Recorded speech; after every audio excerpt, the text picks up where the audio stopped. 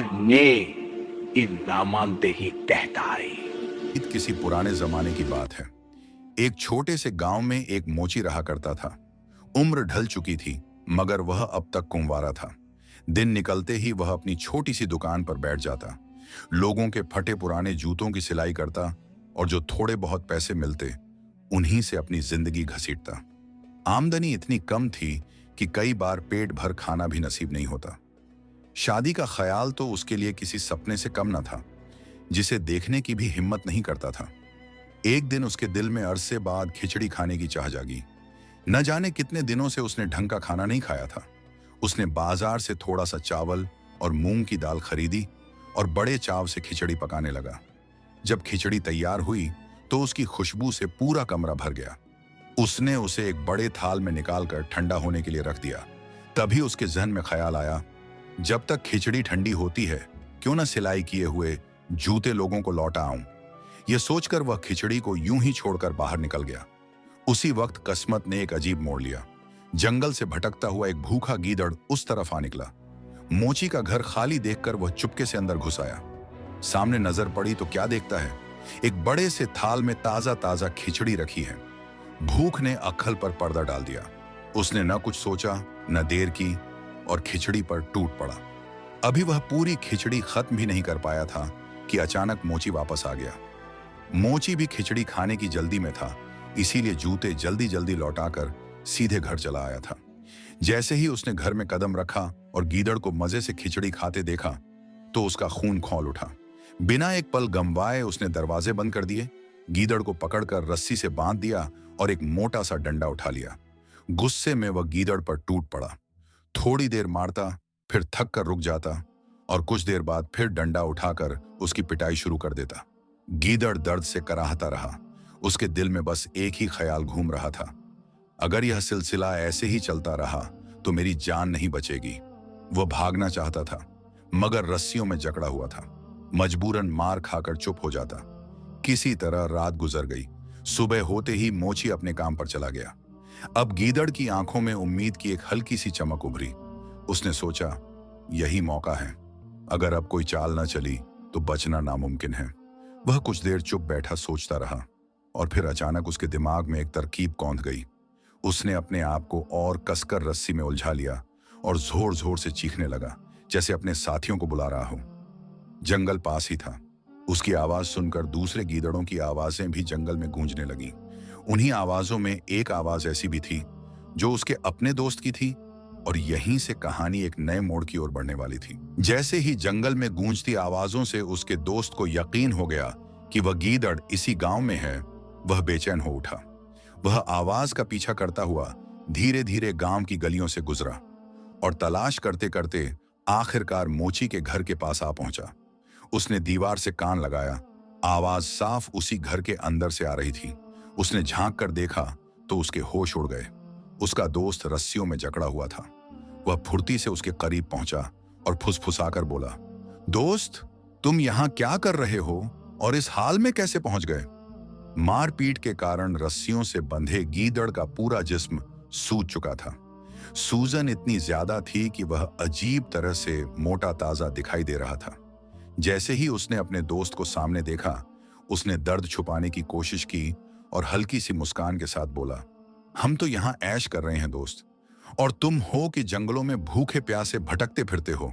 दूसरा गीदड़ उसे गौर से देखने लगा। सच में वह पहले से कहीं ज्यादा तगड़ा लग रहा था। उसके मन में सवाल उठा। उसने हैरानी से पूछा, अगर सच में ऐसा है तो हमें भी बताओ, तुम्हें यह किस्मत कैसे मिली? रस्सियों में बंधा गीदड़ यही मौका तलाश कर रहा था। उसने बड़ी चालाकी और नपे तुले अंदाज में कहा, मैं तुम्हें यह राज बता सकता हूं, मगर एक शर्त पर। कौन सी शर्त? जल्दी बताओ, दोस्त ने उतावलेपन से कहा। यह कि तुम इस बात का जिक्र किसी से भी नहीं करोगे। नहीं नहीं, बिल्कुल नहीं, दूसरे गीदड़ ने फौरन जवाब दिया। मैं वादा करता हूं। अब बंधा हुआ गीदड़ पूरे आत्मविश्वास के साथ बोला, दरअसल मुझे एक बेहद रहमदिल और नेक इंसान ने पकड़ लिया है। वह मेरी इतनी खातिरदारी करता है कि मुझे जाने नहीं देना चाहता। देखो ना, उसने मुझे रस्सियों से इस तरह बांध रखा है कि मैं कहीं भाग न जाऊं। यह कहते हुए उसने अपने शरीर पर लिपटी रस्सियों की तरफ इशारा किया और फिर बोला, नतीजा तुम देख ही रहे हो, मैं कितना मोटा ताजा हो गया हूं। वह आदमी मुझे रोज हलवा पूरी खिलाता है। दूसरा गीदड़ उसकी बातें सुनकर पूरी तरह खो गया। हलवा पूरी का नाम सुनते ही उसके मुंह में पानी भर आया। उसके दिल में एक ही ख्याल घूम रहा था, काश यह नसीब मुझे भी मिल जाए। जब बंधे हुए गीदड़ ने यह देख लिया कि उसका दोस्त पूरी तरह उसके जाल में फंस चुका है, तो वह और भी धीमी आवाज में राजदारी के अंदाज में बोला, तुम मेरे दोस्त हो, इसलिए मैं तुम्हारे लिए इतना कर सकता हूं कि तुम मेरी रस्सियां खोल दो। मैं तुम्हें अपनी जगह बांध दूंगा और फिर यह सारी ऐश तुम्हारी होगी। इस तरह बंधा हुआ गीदड़ मीठी बातों में झर घोलते हुए बोला, 2-3 ही दिनों में तुम भी मेरी तरह मोटे ताजे हो जाओगे और जिंदगी के असली मजे लोगे। बाहर से आया गीदड़ तो पहले ही अकल से खाली हो चुका था। लालच ने उसकी सोच पर पूरी तरह पर्दा डाल दिया था। वह खुशी से उछल पड़ा और बोला, हाँ दोस्त, ये तो बहुत अच्छा सौदा है। तुम्हारी मेहरबानी से मैं भी 2-4 दिन हलवा पूरी खा लूंगा। यह कहते हुए उसने आगे बढ़कर रस्सियां खोल दी। जैसे ही रस्सियां खुली, चालाक गीदड़ बिजली की फुर्ती से आजाद हुआ। पल भर में अपने दोस्त को उसी जगह कसकर बांध दिया और बिना पीछे देखे वहां से निकल गया। कुछ ही देर बाद मोची अपने काम से घर लौट आया। उसने पास पड़ा हुआ वही मोटा डंडा उठाया और बिना देखे परखे गीदड़ पर टूट पड़ा। उसे क्या पता था कि सामने वही गीदड़ नहीं बल्कि कोई और है। गुस्से में वह इतनी जोर से लाठियां बरसाने लगा कि बेचारा गीदड़ चीखता ही रह गया। मार खाते खाते उसके दिल में बस यही सवाल उठ रहा था, यह कैसी हलवा पूरी है जो मुझे नसीब हो रही है। वह कुछ देर तक खामोशी से पिटता रहा, लेकिन जब दर्द हद से बढ़ गया और उसने देखा कि मोची रुकने का नाम ही नहीं ले रहा, तो उसने हिम्मत जुटाकर कहा, तुम मुझे इस तरह क्यों मार रहे हो? मैंने तुम्हारा क्या बिगाड़ा है? मोची ये सुनकर ठिठक गया। उसने गौर से देखा, गीदड़ इंसानों की तरह बोल रहा था। वह हैरान रह गया। उसके जहन में ख्याल आया, पहले तो यह कभी बोला नहीं, जरूर पहले मुझे बेवकूफ बना रहा था। अब जब ज्यादा मार खा चुका है तो बोलने लगा है। यह सोचकर मोची ने 2-4 डंडे और बरसाए और गुस्से में बोला, जब तक मैं अपनी खिचड़ी का पूरा बदला नहीं ले लेता, तुम्हें यूं ही मारता रहूंगा। बता, तूने मेरी खिचड़ी क्यों खाई? अब गीदड़ को पूरी सच्चाई समझ में आ गई। उसे एहसास हुआ कि उसके दोस्त ने मोची की खिचड़ी खाई थी और उसी की सजा अब वह भुगत रहा है। कांपती आवाज में उसने कहा, मैंने तुम्हारी कोई खिचड़ी नहीं खाई। फिर उसने पूरी कहानी बतानी शुरू की कि वह यहां कैसे आया, और यहीं से कहानी सच्चाई के सबसे अहम मोड़ पर पहुंचने वाली थी। गीदड़ कराहते हुए बोला, जब मैं यहां पहुंचा था तो एक और गीदड़ रस्सियों से बंधा हुआ था। उसी ने मुझसे कहा कि अगर तुम मेरी जगह बन जाओ तो तुम्हें रोज हलवा पूरी खाने को मिलेगी। मैं उसके झांसे में आ गया। मैंने उसे खोल दिया और वह मुझे यहां बांध कर भाग गया, और अब तुम आए हो और बिना कुछ पूछे मेरी पिटाई शुरू कर दी। गीदड़ की पूरी बात सुनकर मोची गुस्से से हंस पड़ा और बोला, मैं तुम्हारे जैसे चालाकों के सारे हथकंडे जानता हूं। यह कहते हुए उसने फिर 2-4 डंडे गीदड़ की कमर पर जड़ दिए। अब तो गीदड़ बुरी तरह घबरा गया। उसके दिल में डर बैठ गया कि कहीं यह आदमी आज सच में उसकी जान ही न ले ले। आखिरकार उसने आखिरी दांव खेला। गिड़गिड़ाते हुए बोला, अगर तुम मुझे आजाद कर दो तो मैं तुम्हारी शादी बादशाह की बेटी से करवा दूंगा। यह सुनते ही मोची जैसे पत्थर का बन गया। उसका मुंह खुला का खुला रह गया। क्या कहा? उसने हैरानी से पूछा। बादशाह की बेटी से मेरी शादी? फिर खुद ही हंसते हुए बोला, कहां मैं एक गरीब मोची और कहां बादशाह की बेटी? क्या तुम मुझे बेवकूफ समझते हो? गीदड़ पूरे यकीन के साथ बोला, नहीं, मैं मजाक नहीं कर रहा। मैं सच में तुम्हारी शादी बादशाह की बेटी से करवा दूंगा। मोची अब भी दुविधा में था। मुझे यकीन नहीं आता, यह नामुमकिन लगता है। गीदड़ ने बड़ी संजीदगी से कहा, मैं तुमसे वादा करता हूं, मेरी बात पत्थर की लकीर होगी। इस यकीन दिलाने के बाद आखिरकार मोची का दिल पिघल गया। उसने रस्सियां खोल दी। आजाद होते ही गीदड़ ने राहत की सांस ली और बोला, तुम घर पर ही रहो, मेरा इंतजार करो। बहुत जल्द मैं तुम्हारे लिए खुशखबरी लेकर लौटूंगा। इतना कहकर वह गीदड़ वहां से चला गया। गांव से निकलकर वह दरिया के किनारे पहुंचा। उसने दरिया पार किया और जैसे ही दूसरे किनारे पहुंचा, उसने इंसानी रूप धारण कर लिया। उस पार एक दूसरे बादशाह की सल्तनत थी। दरिया से कुछ ही दूरी पर उसका भव्य महल स्थित था। गीदड़, जो अब इंसान बन चुका था, ने अपने आप को एक इल्ची यानी दूत का रूप दे दिया और सीधा बादशाह के दरबार में जा पहुंचा। बादशाह ने उसे देखा और सख्त आवाज में पूछा, ए अजनबी, तू कौन है और यहाँ किस मकसद से आया है? और यहीं से कहानी शाही साजिश और हैरान कर देने वाले मोड़ की तरफ बढ़ती है। दरबार में पहुंचकर उसने आदब से सर झुकाया और बोला, बादशाह सलामत, मैं पड़ोसी मुल्क के बादशाह का इल्ची हूं। यह सुनते ही बादशाह ने उसे इज्जत से पास बैठाया और पूछा, ए इल्ची, बताओ, तुम्हारे बादशाह का हमारे लिए क्या पैगाम है? इल्ची ने पूरे अदब और संजीदगी से कहा, हमारे बादशाह अभी तक कुंवारे हैं। उन्होंने आपकी शहजादी के लिए शादी का पैगाम भिजवाया है। यह बात सुनते ही बादशाह के चेहरे पर रौनक आ गई। इत्तेफाक से उसकी एक ही बेटी थी, जवान, समझदार, और बादशाह उसके रिश्ते को लेकर काफी समय से फिक्रमंद था। वह इसी इंतजार में था कि किसी बड़ी सल्तनत से कोई मुनासिब रिश्ता आए। जब यह पैगाम खुद ब खुद उसके दरबार में पहुंचा तो उसकी खुशी का ठिकाना न रहा। उसने फौरन कहा, हमें यह रिश्ता मंजूर है। इतना ही नहीं, उसी वक्त शादी की तारीख भी तय कर दी गई। बादशाह ने इल्ची को कीमती तोहफों से नवाजा और पूरे सम्मान के साथ रुखसत किया। इल्ची दरबार से निकला, दोबारा दरिया के किनारे पहुंचा और वहां पहुंचते ही उसने फिर से अपना असली रूप धारण कर लिया। वह गीदड़ बन गया। दरिया पार करके वह तेजी से गांव की तरफ बढ़ चला। गांव पहुंचते ही वह सीधा मोची के घर पहुंचा। मोची पहले से ही बेचैनी में उसका इंतजार कर रहा था। जैसे ही उसने गीदड़ को देखा, उम्मीद भरी आवाज में पूछा, क्या कोई खुशखबरी लाए हो? गीदड़ ने पूरे इत्मीनान से जवाब दिया, हाँ, तुम्हारी शादी तय हो चुकी है। फलां तारीख को तुम्हारी शादी बादशाह की बेटी से है। यह सुनते ही मोची घबरा गया। उसके चेहरे का रंग उड़ गया। लेकिन मेरे पास तो एक फूटी कौड़ी भी नहीं है, वह बोला। गीदड़ ने मुस्कुराकर कहा, तुम फिक्र मत करो। इतना कहकर वह मोची को हैरान और परेशान हालत में छोड़कर चला गया। सच तो यह था कि मोची को अब तक यकीन ही नहीं आ रहा था। यह सब किसी सपने जैसा लग रहा था। एक गरीब मोची और बादशाह की बेटी। लेकिन जब तय तारीख की सुबह गीदड़ फिर उसके सामने आ खड़ा हुआ और बोला, जल्दी करो, मेरे साथ चलो, आज तुम्हारी शादी है, तो मोची का ताज्जुब और भी बढ़ गया। उसके पास न कोई साजो सामान था, न तैयारी। वह खामोशी से गीदड़ के पीछे पीछे चल दिया और गीदड़ उसे अपने साथ लेकर गांव से बाहर उसी रास्ते की ओर बढ़ गया जहां उसकी किस्मत उसका इंतजार कर रही थी। थोड़ी ही देर में वे दरिया के करीब पहुंच गए। उसी वक्त दरिया के किनारे एक धोबी कपड़े धोने आया हुआ था।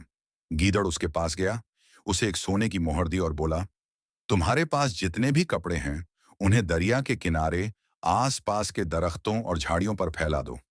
सोने की मोहर देखते ही धोबी की आंखें चमक उठीं। मुफ्त की दौलत थी, वह क्या सवाल करता। उसने कपड़ों की गठरी खोली और गीदड़ के कहे मुताबिक सारे कपड़े दरख्तों और झाड़ियों पर फैला दिए। इसके बाद गीदड़ एक रुई बेचने वाले के पास पहुंचा। उसे भी एक सोने की मोहर थमाई और कहा, धुनी हुई रुई के कुछ बड़े बड़े गट्ठर दरिया के किनारे पहुंचा दो। रुई बेचने वाले ने बिना देर किए रुई के गट्ठर दरिया के पास ला रखे। जब सारी तैयारी मुकम्मल हो गई तो गीदड़ ने मोची से कहा, अब ध्यान से सुनो, जैसा मैं कहूं वैसा ही करना। मोची ने घबराई आवाज में कहा, ठीक है, तुम जो कहोगे मैं वही करूंगा। गीदड़ ने उसे समझाते हुए कहा, मैं दरिया के उस पार जाऊंगा, तुम मुझे जाते हुए देखते रहना। जैसे ही तुम देखो कि मैं बादशाह के महल में दाखिल हो गया हूं, तुम धोबी से कहना कि वह अपने सारे कपड़े दरख्तों और झाड़ियों से उतार ले। उसके बाद रुई के गट्ठरों में से थोड़ी थोड़ी रुई दरिया में डालते रहना। बाकी सब मैं संभाल लूंगा। इतना कहकर गीदड़ दरिया में कूद पड़ा और तैरता हुआ दूसरे किनारे जा पहुंचा। वहां पहुंचते ही उसने फिर इल्ची का रूप धारण कर लिया और सीधा बादशाह के महल की ओर बढ़ चला। उधर बादशाह पहले ही शादी की पूरी तैयारी कर चुका था। शाही महल सजा हुआ था और वह बारात के इंतजार में महल की छत पर चढ़ चढ़ कर देख रहा था। जब उसकी नजर दरिया के उस पार दरख्तों और झाड़ियों पर फैले कपड़ों पर पड़ी तो उसे यूं लगा जैसे शाही बारात वहां डेरा डाले बैठी हो, बस दरिया पार करने ही वाली हो।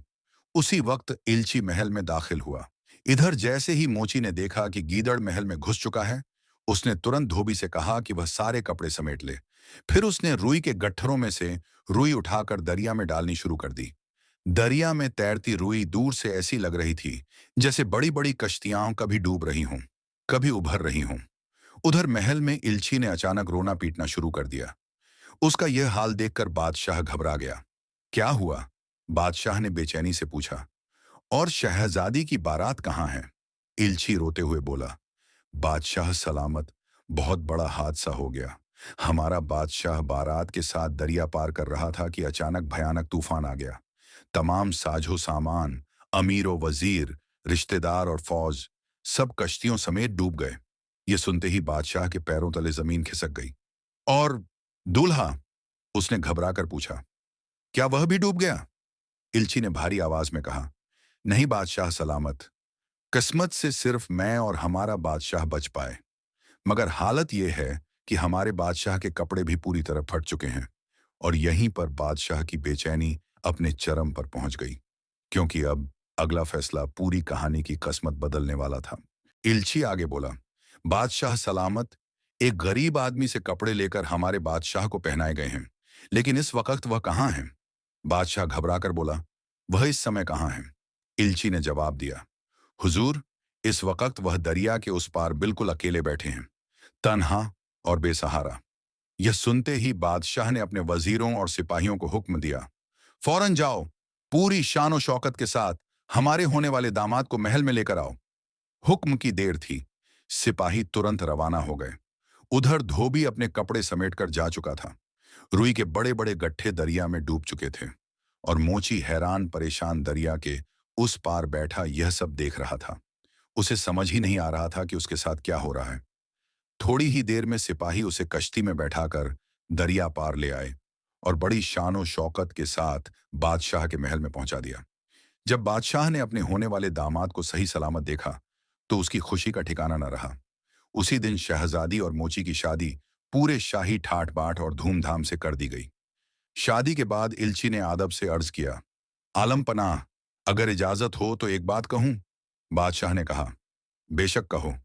इल्ची बोला। आपके दामाद का सब कुछ लुट चुका है। माँ बाप, रिश्तेदार, अमीर वजीर सब दरिया में डूब गए। अब वह बिल्कुल अकेले रह गए हैं। ऊपर से यह खबर भी पहुंच चुकी है कि उनकी सल्तनत पर शायद किसी और ने कब्जा कर लिया हो। ऐसे में उनका वापस जाना बेकार है। क्यों ना उन्हें यहीं रोक लिया जाए।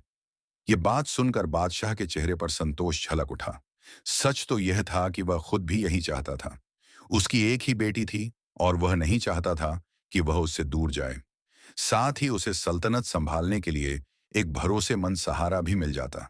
उसने पूछा, क्या हमारा दामाद इस पर राजी हो जाएगा? इल्ची फौरन बोला, हुजूर, यह आप मुझ पर छोड़ दीजिए, मैं उन्हें राजी कर लूंगा। और यूं मोची को वहीं एक आलीशान महल दे दिया गया। वह शाही शानो शौकत के साथ रहने लगा। जहां कभी वह फटे जूतों की सिलाई करता था, आज वहीं राजसी जिंदगी जी रहा था। कुछ दिनों तक गीदड़ भी इल्ची के रूप में वहीं ठहरा रहा।